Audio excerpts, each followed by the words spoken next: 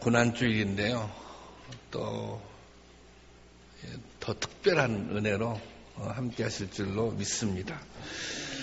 저는 요즘 심각한 고민이 하나 있습니다. 그것은 말을 할 때 갑자기 단어가 생각나지 않는다는 것입니다.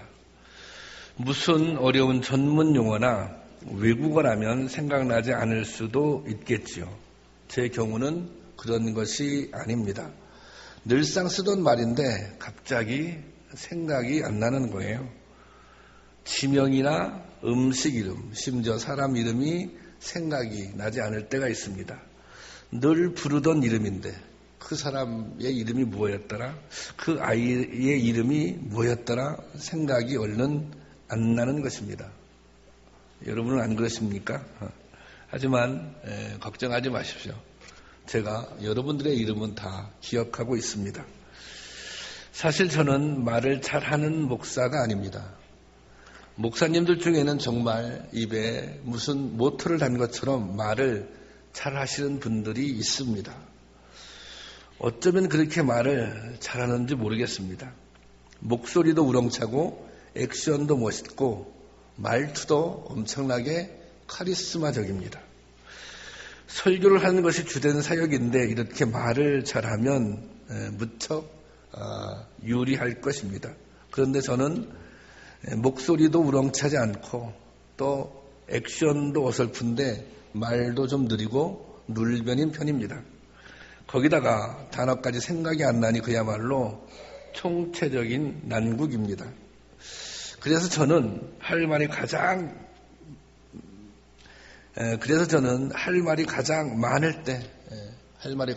많을 때면 침묵하는 쪽을 선택할 때가 종종 있습니다. 할 말이 많으면 차라리 그냥 침묵하고 맙니다. 또 여러분 그럴 때 있지 않습니까? 말은 정말 하고 싶어요. 근데 말해도 소용이 없어요. 그러면 어떡합니까? 그럴 때 침묵합니다. 노인과 바다라는 유명한 소설을 남긴 헤밍웨이가 이런 말을 했습니다. 사람이 말하는 것을 배우는 데는 2년이 필요하지만 침묵하는 것을 배우는 데는 50년이 필요하다. 때로는 100만 마디의 말보다 침묵이 더 큰 힘을 나타날 때가 있는 것입니다. 예수님은 말씀을 잘 하시는 분이었습니다. 지금처럼 음향기기가 발달한 시대도 아니었는데 예수님은 수만 명의 군중들을 집중시키는 놀라운 설교의 기술을 가지고 계셨습니다. 적절한 비유와 정확한 내용으로 듣는 사람들의 마음을 사로잡았습니다. 사람들은 예수님의 말씀을 들으며 해가 지는 줄도 모르고 배고픈 줄도 잊어버렸습니다. 그런데 그런 예수님이 입을 닫으셨습니다. 굳게 침묵을 지키고 한마디도 대답하시지 않은 것입니다. 마침내 예수님께 십자가의 죽음의 때가 이르렀습니다. 예수님은 유다 병사들에 의해 겟세마네 동산에서 붙잡히신 후 대제사장 관저로 끌려가 신문을 당하고 또 빌라도의 법정으로 넘겨집니다. 그런데 법정에 서신 예수님은 당신에 대한 모든 모함과 음해 조롱을 들으면서도 어떤 변론, 어떤 반박도 하지 않습니다. 오직 침묵으로만 일관하십니다. 왜 그러셨을까요? 왜 예수님은 침묵하셨을까요? 사실 이 침묵은 그냥 침묵이 아닙니다. 이 예수님의 침묵은 그 어떤 웅변보다 강하고 깊은 메시지가 담겨져 있습니다. 고난주일인 오늘 죽음의 십자가를 앞에 둔 예수님이 왜 침묵하셨는지 그 침묵에 담긴 메시지를 생각하면서 은혜를 나누고자 합니다. 첫 번째로 예수님의 침묵에 담긴 의미는 사랑과 용서입니다. 침묵의 의미, 사랑과 용서입니다. 본문 바로 앞에는 예수님이 겟세마네 동산에서 붙잡혀 대제사장 가야바의 관저로 끌려간 장면이 나옵니다. 예수님을 붙잡은 사람들은 대제사장들, 장로들, 서기관들이 보낸 병사였습니다. 43절, 마가복음 14장 43절인데요. 한번 볼까요? 시작. 예수께서 말씀하실 때 곧 12 중에 하나인 유다가 왔는데 대제사장들과 서기관들과 장로들에게서 파송된 무리가 검과 몽치를 가지고 그와 함께 하였더라. 여기 그렇죠? 예, 대제사장들 또 서기관들 장로들이 보낸 병사들이 검과 몽치를 가지고 예수님을 잡으러 왔어요. 그런데 사실 이것은 불법적인 일입니다. 당시 유대는 로마의 식민 지배를 받고 있었어요. 그래서 유대는 재판할 수 있는 권리가 없었습니다. 재판할 수 있는 권리는 빌라도에게 있었습니다. 그런데 대제사장, 서기관, 장로들이 한밤중에 예수님을 대제사장의 집으로 끌고 간 것입니다. 왜 그랬을까요? 그것은 자신들의 실체가 드러나는 것이 두려웠기 때문입니다. 아니, 이미 예수님의 사역을 통해서 그들의 실체가 드러나 버렸기 때문입니다. 그들은 지도자의 모습을 하고 있었지만 사실 유다 백성들을 괴롭히는 위선자들이었습니다. 예수님 당시 유대 사회에서 가장 영향력을 행사했던 종교 지도자들은 크게 두 그룹으로 나뉩니다. 하나는 대제사장을 비롯한 사두개파 사람들입니다. 이 사두개인들은 성전의 지도계층이었습니다. 로마는 유대에 대한 지배를 강화하기 위해 이 사두개인들을 이용했습니다. 그들의 기득권을 비호해주고 그 대신에 백성들을 착취하는 데 앞잡이로 이용한 것입니다. 또 한 부류는 바리새파였습니다. 바리새인들은 회당을 중심으로 활동하며 율법을 철저히 지키는 것으로 영향력을 행사했던 그룹이었습니다. 금식, 안식일 규정, 정결 예식, 11조 규정을 철저히 지키는 것이 그들의 자랑이었습니다. 문제는 이것을 다른 사람에게 강요하며 자신의 기득권을 지키는 수단으로 삼았다는 것입니다. 이들에게 있어서 율법은 신앙의 고백이 아니라 기득권 유지의 수단이었습니다. 예수님은 이런 사두개인들과 바리새인들의 이중성을 꿰뚫어 보셨습니다. 그래서 예수님은 이들을 독사의 자식, 독사의 새끼들 이렇게 욕하신 거예요. 이 말은 당시에 가장 거친 욕이었습니다. 그리고 그들을 향해서 회칠한 무덤이라고 책망하셨습니다. 그러니 사두개인들과 바리새인들은 어떻게든 예수님을 죽이고 싶어 했습니다. 그런데 예수님은 여기서부터 침묵하기 시작합니다. 이 회의는 처음부터 예수님에 대한 진실을 밝히는 것이 목적이 아닙니다. 모든 방법을 동원해서 예수님을 죄인으로 만드는 것이 이들의 목적입니다. 그러니 갖가지 거짓 증인들이 난무했습니다. 하지만 예수님은 이 모든 것에 침묵하십니다. 거짓 증인들의 거짓 증언에도 예수님이 침묵하십니다. 60절 마가복음 14장 60절 한번 볼까요? 60절 다 같이 시작. 대제사장 가운데 일어서서 예수께 물어 이르되 너는 아무 대답도 없느냐? 이 사람들아 너를 치는 증거가 어떠하냐 하되 막 증거를 대면서 이 증거 맞지? 뭐 이런 거예요. 이 증거 사실이지? 이런 거예요.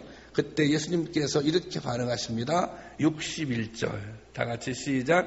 침묵하고 아무 대답도 아니하시거늘 대제사장이 다시 물어 이르되 내가 찬송받으리의 아들 그리스도냐. 여기 보세요.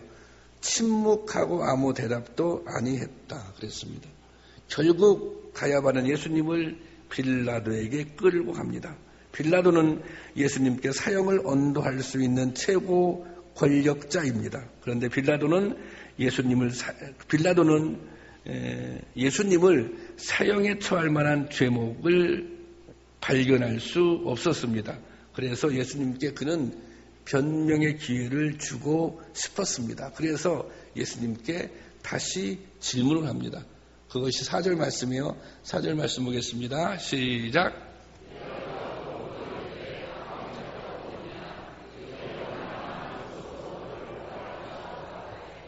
네, 이것은 고발한 내용이 맞느냐고 확인해 보는 것입니다. 이 말에는 왜 자신을 위해 변호하지 않는가 하는 뉘앙스가 담겨져 있습니다. 이 빌라도는 예수님이 죄가 없다는 것을 알고 있었으므로 변론을 종용합니다. 그런데 예수님은 여기에 응하지 않습니다. 빌라도는 이런 예수님의 침묵을 이해할 수 없었습니다.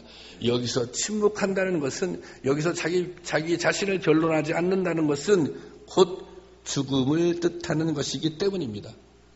그래서 빌라도는 이렇게 생각했어요. 오늘 본문 말씀 5절 시작.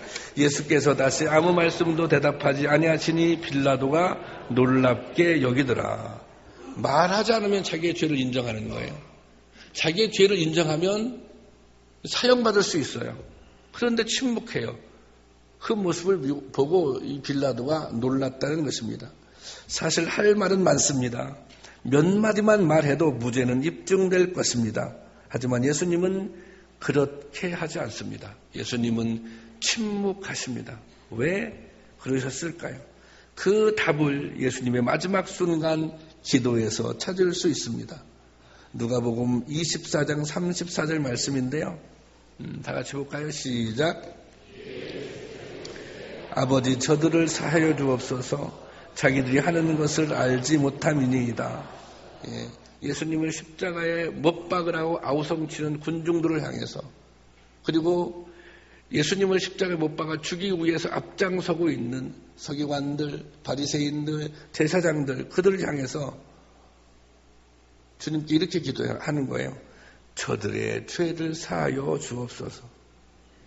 저 사람들이 몰라서 저러고 있습니다. 그렇게 말하고 있습니다. 이것은 예수님이 그처럼 모욕과 조롱을 참고 모든 고문을 당하며 끝까지 침묵하신 이유가 무엇인지 보여줍니다. 그것은 바로 사랑입니다. 그것은 바로 용서입니다. 여러분, 주님의 사랑에는 한계가 없습니다. 주님의 용서에는 끝이 없습니다. 무한한 용서, 무한한 사랑, 무한한 기다림이 이 주님의 침묵 속에 담긴 의미입니다. 제가 잘 알고 지내는 후배 목사님이 있습니다. 목사님에게는 입양을 한 아들이 하나 있는데 이 아이가 그 무서운 중2병에 걸렸습니다. 여러분, 중2병이 얼마나 무서운지 중2를 키워본 부모님들은 알고 계세요. 속을 썩여도 어찌나 썩이는지 사고를 너무 많이 일으켜서 교회를 옮길까까지 생각했다고 합니다.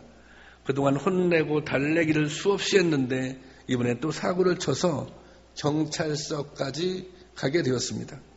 경찰서에 가서 조사를 받고 아이를 데리고 오는데 아무 말도 하지 않고 손만 꼭 잡고 집에까지 왔다고 합니다. 아이는 혼날 줄 알았는데 아빠가 아무 말도 안 하고 손을 잡으니 이상하게 생각을 했어요. 목사님의 말이 이제 할 수 있는 것은 기다리는 것밖에 없다는 거예요. 더 이상 혼내는 것도, 더 이상 훈계를 하는 것도, 더 이상 가르치는 것도 이제는 의미가 없다. 그러니 기다리는 수밖에 없다. 그러니 기도하며 기다리는 수밖에 없다는 것입니다. 그런데 이것이 이 아이가 철이 들어서 그 잘못을 깨닫게 될 때까지 그렇게 기다리기로 마음먹었는데 그 시간, 그 기다리는 시간들이 너무 힘들고 고통스럽다는 것입니다. 이 아이가 영영 철이 들지 않으면 어떡하나? 이 아이가 지금 이 수렁에서 영원히 빠져 있으면 어떡하나? 그게 너무 고통스러운 거예요. 왜 이렇게 고통스러운데 침묵하며 기다려야 합니까? 왜 포기할 수 없는 것입니까? 그것은 사랑하기 때문에 그렇습니다. 이것이 부모님의 마음입니다. 사랑하니까 묵묵히 참고 기다리는 것입니다. 십자가 앞에서 침묵하셨던 주님의 마음이 이런 마음이었을 것입니다. 그래서 답답하고 억울한 심정으로, 그리고 두려운 마음으로 주님의 침묵을 지켜, 베드로는 주님의 이런 마음을 처음에는 알지 못했습니다. 그래서 답답하고 억울한 심정으로, 그리고 두려운 마음으로 주님의 침묵을 지켜 보았습니다. 그러나 그런 닭 울음소리를 들을 때 그 침묵의 의미를 깨달았습니다. 그것이 얼마나 깊은 사랑인지, 그것이 얼마나 헤아릴 수 없는 용서의 마음인지를 알았습니다. 그래서 그는 돌이켰습니다. 여러분, 오늘 주님은 우리를 향해서도 이처럼 침묵하고 계십니다. 주님이 우리의 실체를 모르시기 때문에 가만히 계시는 것이 아닙니다. 주님은 다 알고 있습니다. 다 알고 계시지만 참고 기다리시는 것입니다. 묵묵히 인내하며 돌이키기를 기다리고 있는 것입니다. 여러분 아십니까? 그냥 기다리는 것이 아니라 고통 가운데 기다리고 계십니다. 우리를 향한 주님의 침묵을 이해하고 돌이킬 수 있는 저와 여러분이 될 수 있기를 주님의 이름으로 축원합니다. 그리고 두 번째는 용기와 격려입니다. 예수님의 침묵에는 용기와 격려의 의미가 담겨져 있습니다. 사실 예수님이 다 침묵만 하는 것은 아닙니다. 예수님이 다 전부 말씀을 안 하시는 것은 아닙니다. 예수님이 필요한 순간에는 입을 열어 말씀을 하십니다. 대제사장 가야바가 내가 그리스도냐 그렇게 묻자 예수님께서 내가 그라고 분명히 대답하십니다. 또 내가 유대인의 왕이냐라고 묻는 빌라도의 물음에도 내 말이 옳다 그렇게 대답하십니다. 오늘 본문 2절 보면 2절 한번 2절 좀 올려봐 보세요. 빌라도가 묻되 내가 유대인의 왕이냐? 그 다음 보세요. 예수께서 대답하여 이르시되 내 말이 옳도다 그렇게 대답하는 거예요. 이것은 단순한 대답이 아닙니다. 이것은 예수님 자신에 대한 선언입니다. 내가 그리스도다. 내가 하나님의 아들이다. 내가 유대인의 왕이다. 예수님은 침묵하실 때는 침묵하셨지만 꼭 필요한 순간에는 당신에 대해 당당히 증언하신 것입니다. 이것은 이후에 제자들이 감당하게 될 사역의 길에 매우 큰 교훈이 되는 모습입니다. 지금 제자들이 모두 뿔뿔이 도망갔지만 장차 어느 날인가 이들은 다시 예수 그리스도의 증언자로 세상 앞에 서게 될 것입니다. 그때 그들이 어떻게 세상과 맞서야 할지 주님은 지금 침묵과 선언을 통해 알려주고 계십니다. 죽음 앞에서 아무런 변명 없이 고난을 향해 당당히 나아가는 주님의 모습은 승리에 대한 확신을 보여주고 있는 것입니다. 내가 지금 고난받지만 내가 십자가 앞에서 죽음을 맞이하지만 이게 다가 아니다. 이게 끝이 아니다. 예수님은 현장에서 숨죽이고 당신의 모습을 지켜보는 제자들에게 이 사실을 알려주신 것입니다. 앞으로 제자들은 지금은 뿔뿔이 흩어져 도망갔지만 앞으로 제자들은 예수님의 복음을 증거하는 길에 서게 될 것입니다. 그 사역을 감당할 때 제자들이 억울한 상황을 만나기도 할 것입니다. 조롱을 당하기도 할 것입니다. 이유 없이 핍박도 받게 될 것입니다. 그 순간 묵묵하게 십자가를 받아들였던 주님의 침묵을 기억하라는 것입니다. 내가 그라고 내가 그리스도라고 당당하게 말씀하셨던 주님을 생각해 보라는 것입니다. 그리고 용기를 얻으라는 것입니다. AD 64년경 로마의 네로 황제는 로마 시내 전역에 화재를 일으킵니다. 그리고 그 책임을 기독교에 돌리고 그 추모자로 베드로를 지목합니다. 그래서 베드로를 처형하게 됩니다. 베드로는 십자가형을 선고받고 이렇게 말했다고 합니다. 예수 그리스도는 하늘에서 내려오셔서 십자가에 달리셨습니다. 그러나 나는 이제 하늘로 올라가는 영광을 얻었으니 내 머리는 땅을 가르치고 다리는 하늘을 향해야 마땅합니다. 나는 주님과 똑같이 십자가에 달릴 자격이 없으니 십자가를 돌려서 내 머리가 땅으로 오도록 매달아 주십시오. 그 그림 좀 한번 띄워주세요. 그림, 이게 마시치오라고 하는 독일 작가가 그린 그림입니다. 예수님께 베드로가 거꾸로 십자가에 매달려 있는 모습인데요. 베드로는 십자가에 달리고 나서도 이렇게 말했다고 합니다. 나는 그리스도를 따라하고 싶었습니다. 그러나 십자가에 똑바로 달릴 수는 없었습니다. 주님만이 홀로 십자가에 바로 달릴 수 있는 분입니다. 여러분, 겁쟁이였던 베드로가 어떻게 순교자가 되었을까요? 그때 그 현장에서 주님을 보았기 때문입니다.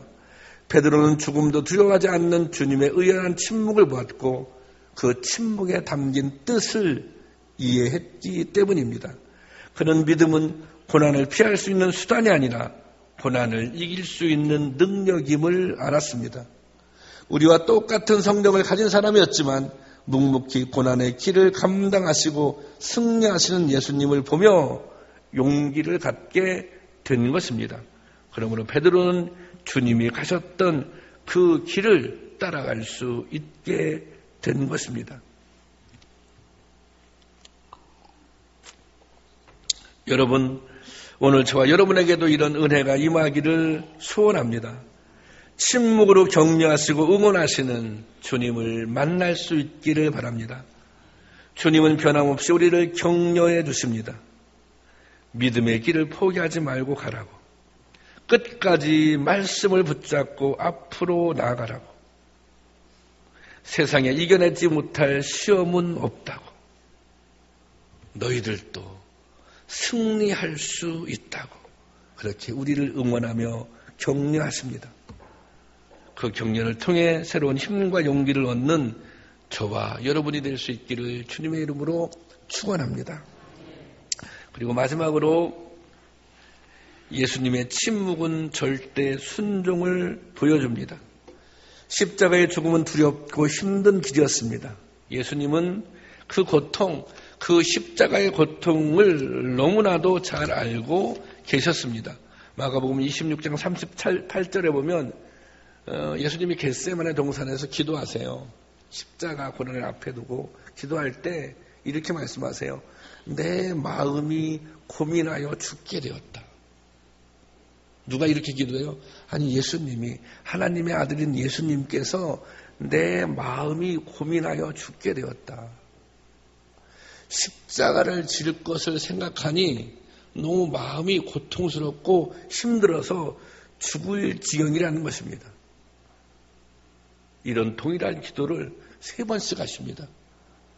그런데 기도하며 이런 결론을 얻습니다. 마가복음 26장 39절인데요. 다 같이 읽어보겠습니다. 시작.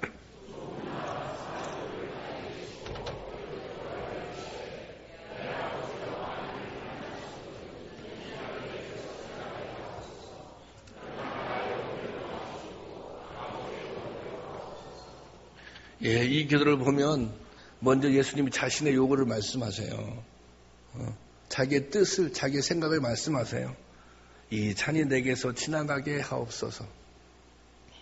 그 다음에는 어떻게 해요?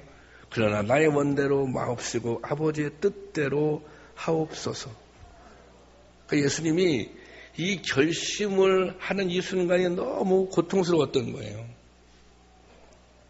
십자가를 지시기로 결심했던 그 순간 예수님이 힘들었어요. 예수님이 고통스러웠어요. 하지만 예수님은 결심했어요. 조롱과 모욕을 당하고 채찍을 맞고 십자가에 못 박혀 죽는 길이지만 이것이 아버지의 뜻이라면 순종하겠다는 것입니다. 이사야 선지자는 고통 가운데서도 침묵하시는 예수님을 도살장으로 끌려가는 잠잠한 어린 양 같다고 표현하고 있습니다. 이사야서 53장 7절인데요. 3번역으로 올려놨어요. 한 번 더 읽어볼까요? 시작.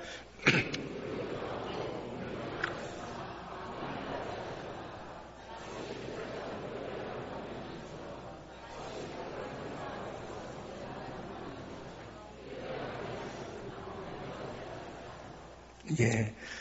주님은 마치 도살장으로 끌려가는 어린 양처럼 그 입을 열지 아니하고 모든 고난을 다 참아내셨습니다. 예수님은 십자가를 지시고 골고다 언덕으로 끌려가셨습니다.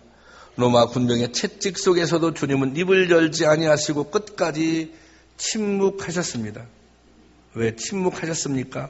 이 길이 아버지의 뜻을 이루는 길이기 때문입니다. 이 세상을 구원하기 위해서는 이렇게 처절한 대속의 죽음이 반드시 있어야만 하기 때문입니다. 그래서 죽임을 당한 어린 양처럼 묵묵히 십자가를 지신 것입니다. 여기에는 어떤 항변도 없습니다. 분노나 억울함도 없습니다.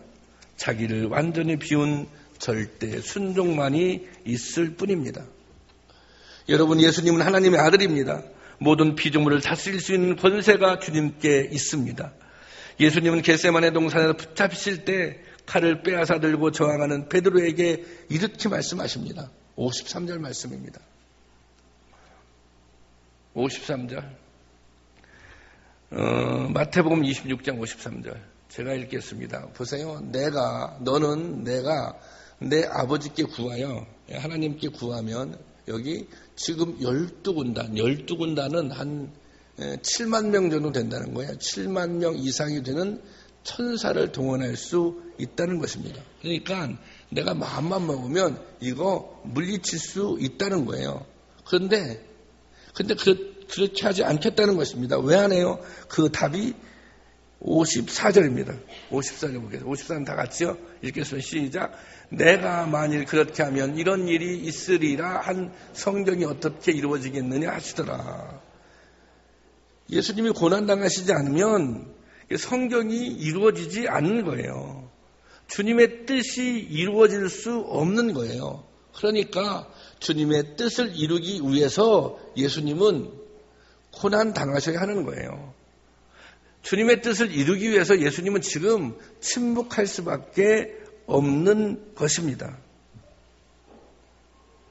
예수님은 세상 그 어떤 권세도 굴복시킬 만한 강력한 권능이 있었습니다. 하지만 그렇게 하는 것은 인류를 구원할 수 있는 길이 아닙니다. 하나님께서 원하시는 것은 당신의 아들 하나를 구원하는 것이 아닙니다. 온 인류를 구원하는 것이 하나님의 소원이었습니다. 그러기 위해서 예수님은 고난 받으셔야 했던 것입니다.